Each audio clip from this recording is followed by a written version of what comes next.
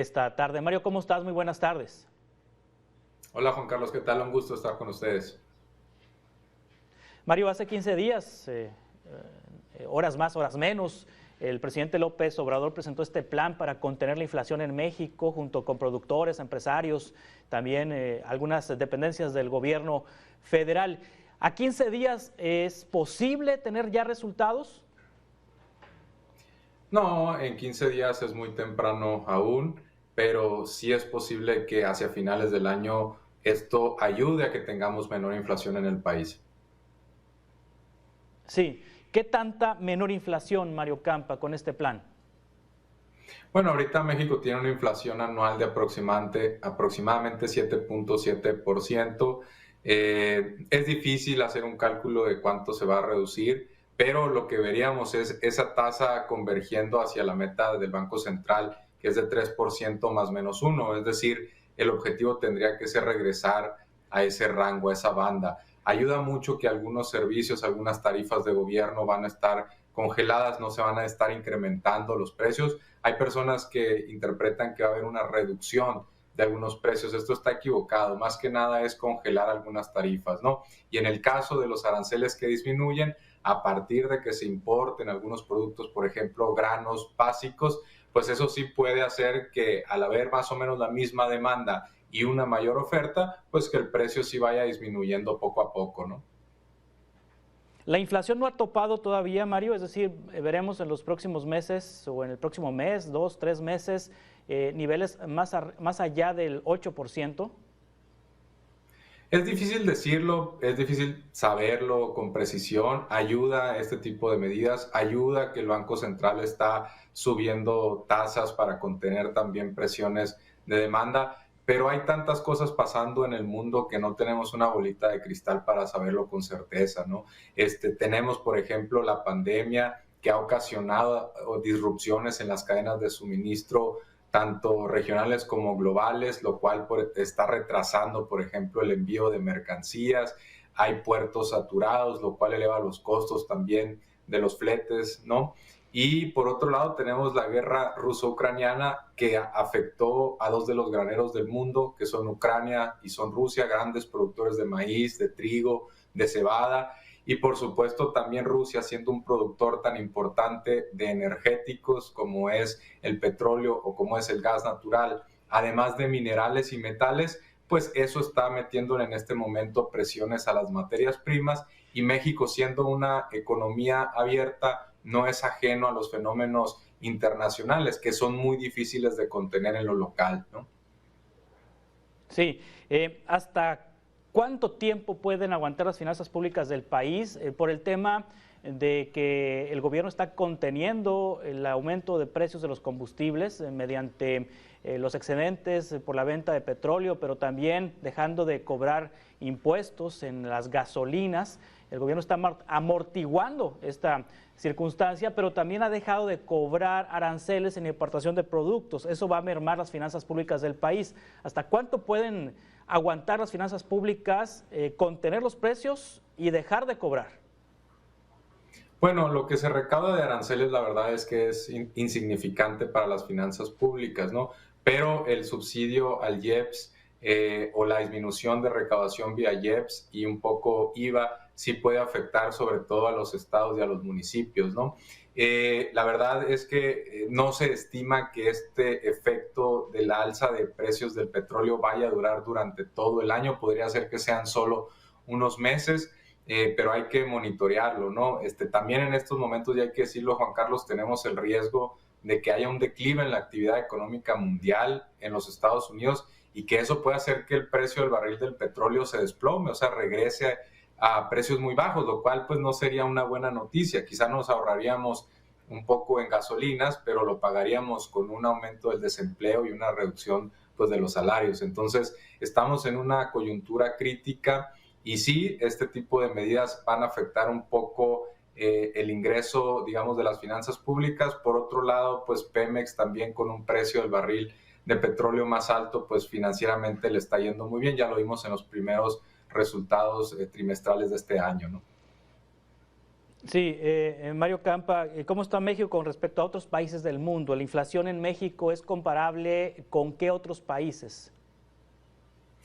Bueno, si lo comparamos con Norteamérica, Estados Unidos en este momento tiene 8.3% de inflación anual, México 7.7, está por debajo, Canadá andará por ahí de 6.7, y si lo comparamos a su vez con los países latinoamericanos, pues Brasil en estos momentos tiene una tasa superior al 12%, Colombia del 11%, Chile del 10.5%.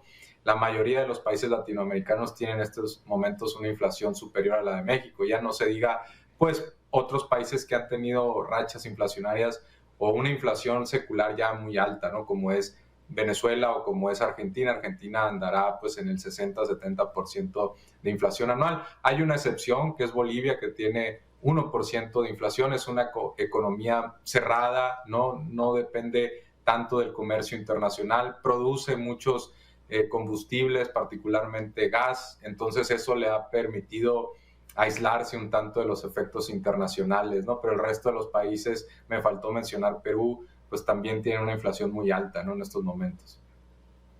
Sí, Mario Campa, también casi en los mismos días que el presidente López Obrador, el presidente Joe Biden presentó su plan antiinflacionario en los Estados Unidos. ¿Es parecido al mexicano? ¿El mexicano se parece al estadounidense? ¿Dónde hay coincidencias entre el plan norteamericano y el plan mexicano? Hay coincidencias, por ejemplo, en impulsar la producción en el campo, particularmente en granos, ¿no? Hay diferencias en que Estados Unidos en estos momentos tiene sus puertos saturados, particularmente los de California, Long Beach, Los Ángeles, y México no tiene tanto ese problema. Hay otras diferencias, como que algunas tarifas en México están un poquito más reguladas, el precio de la gasolina, el precio de la electricidad. Joe Biden ha puesto mucho énfasis también en hacer un tanto de política antimonopolio, entendido como también el combate. Justo hoy incluso se pasó una ley para combatir la especulación de precios, por ejemplo, en gasolineras, ¿no? Y así con otros sectores. Joe Biden ha sido también, y su gobierno, muy crítico de que pueda haber, digamos, un cártel en las carnes, en la producción de carne. Aquí el presidente López Obrador no se ha ido tanto contra los empresarios, ¿no? Hay algunas diferencias y también ciertas similitudes en otros aspectos, ¿no? Sí, en Estados Unidos hay un aumento de impuestos, ¿no? A las personas que ganan más recursos económicos, como parte de este plan antiinflacionario, ¿es correcto? Bueno, pero no se ha aprobado, ¿no? Y la verdad es que se antoja que no se Sí. apruebe porque tienen un Congreso dividido, ¿no? Hasta no ver, pues, esa parte yo no podría decir lo que se vaya a materializar, no me queda muy claro, ¿no? Si en este momento no se ha materializado esta situación, las finanzas públicas del país, ¿cómo se encuentran en este momento, en este contexto de inflación, en este contexto de incertidumbre, en este contexto de recaudación que está dejando de realizar el gobierno por el IEPS en los combustibles y también, bueno, aunque no pinta, nos comentas, por la eliminación de estos aranceles? Las finanzas públicas del país, ¿cómo se encuentran en este momento? Las finanzas están muy sólidas, quizá un síntoma de que estuvieran mal sería la depreciación del peso, y la verdad es que incluso hasta se ha fortalecido en los últimos días. Ayuda mucho que no se ha incrementado la deuda en los últimos años, ¿no? Quizás se incrementó en términos del PIB porque cayó el PIB, también en términos quizá de la deuda externa porque se depreció en algún momento la moneda, pero las emisiones aquí, por ejemplo, internas, en pesos, y además ha habido muy poca contratación de deuda adicional más allá de lo que se renueva cuando hay vencimientos. Pues la verdad es que tienen a México en una posición muy sólida frente a Estados Unidos, frente a Brasil, frente a Colombia. El endeudamiento de México con respecto al tamaño de su economía está, digamos, en niveles muy aceptables. Incluso ya ha tenido, creo, 5 ratificaciones de la deuda pública.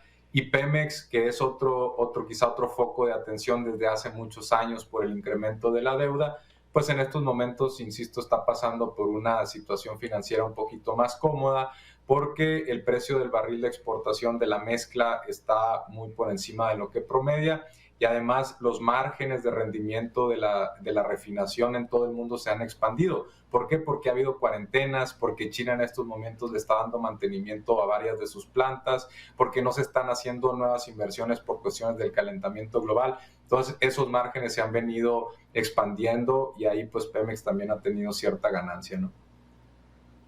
Sí, Mario Campa, los factores de inseguridad y de la sequía. Una cosa es controlable, la otra no. La sequía, pues, ¿cómo se hace llover? Es muy difícil. Hay una sequía en gran parte del país. Esto limita la posibilidad de aumentar la producción de granos en el campo mexicano. Ese es un factor. Y el otro, el de la inseguridad, que hemos visto como en estados, por ejemplo, productores de aguacate, el crimen organizado ha prácticamente acaparado el aguacate, ha cobrado piso, ha evitado la distribución del mismo, provocando aumentos sensibles en los precios. Estos dos temas, ¿qué tanto pueden boicotear este plan del presidente para contener la inflación? Bueno, sí, en términos de la inseguridad, pues ocasiona desplazamientos, puede ocasionar también una especie de impuesto, ¿no? En el sentido de que las empresas tienen que invertir en rejas, en candados, en perros, incluso guardianes, en veladores. Por supuesto que la inseguridad también puede llevar a ciertas presiones en algunos bienes específicos o en algunos servicios específicos. La inseguridad varía dependiendo del país. Estamos viendo, por ejemplo, en la Ciudad de México declives muy importantes. En otras partes, pues no tanto, llámese Jalisco, incluso Sonora, todavía la inseguridad sigue siendo un factor muy importante. Y en términos de la sequía, pues sí es un asunto muy serio que también está afectando a los Estados Unidos, a todo el sur. Veíamos el incendio más grande en Nuevo México en 1300 años. Eso ha afectado, por ejemplo, a Nuevo León, que está ahí por ahí pegado, tiene una situación crítica, está invirtiendo ya en alguna distribución adicional de agua. El caso de Sonora, donde las presas promedian ya incluso menos del 20%. Por supuesto que es un tema importante y que eventualmente impacta la inflación, porque si algunas cosechas no se logran, pues hay menor oferta y con la misma demanda, pues eso hace que los precios suban, ¿no? Otro tema importante son los fertilizantes que no hemos mencionado. Han subido mucho en el último año. Es incluso el producto que más importa a México de Rusia. Y como se descuidaron también durante muchos años el tema de los fertilizantes, tenemos muy pocas plantas en México, la mayoría lo importamos. Eso pues deja al país muy expuesto ahora a fenómenos geopolíticos o inflacionarios. Y pues en la práctica se traduce en que los productores del campo tengan que racionar el uso de fertilizantes o que lo sigan usando en la misma cantidad, pero que ese incremento de precios se lo traduzcan o se lo trasladen al consumidor, ¿no? Sí, Mario Campa, ¿qué sabes de la inflación escondida? Se habla por parte de algunos expertos y también de algunos consumidores que para contener los precios, los productores, las empresas, los fabricantes, pues al pan le están metiendo menos grano, digamos que a los productos, a la leche menos leche y así sucesivamente, menos ingredientes nutrimentales. Están castigando la parte nutrimental para poder garantizar el precio. ¿Esto es correcto? Sí, digo, la verdad es que no es algo que se vea en todos lados, en todos los sectores, pero sí es algo recurrente en los temas de medición de la inflación en todo el mundo. Es difícil controlar por la calidad de los productos, ¿no? Es la calidad la que puede estar en estos momentos un tanto presionada. Si los productores creen que un incremento de precios puede reducir sus ventas, quizá privilegien mantener esas ventas y entonces hagan ajustes en el sentido de reducir, por ejemplo, las cantidades que ofertan o incluso la calidad de los componentes y no nomás en cuestiones de alimentos, lo cual es delicado porque ahí pues está directamente la salud de las personas involucradas, pero también, por ejemplo, en términos de una computadora, pues reducirle quizá la memoria, reducirle algunos añadidos o algún hardware adicional que vaya complementando un paquete y manteniendo pues los precios, ¿no? Esto sí se observa, es difícil medirlo, hay intentos, pero la verdad es que es un ejercicio difícil de estimar, ¿no? Mario Campa, economista, muchas gracias por tomar esta conversación. Estamos en contacto, si te parece, para futuros encuentros. Claro que sí, Juan Carlos. Un saludo a todos. Buen día.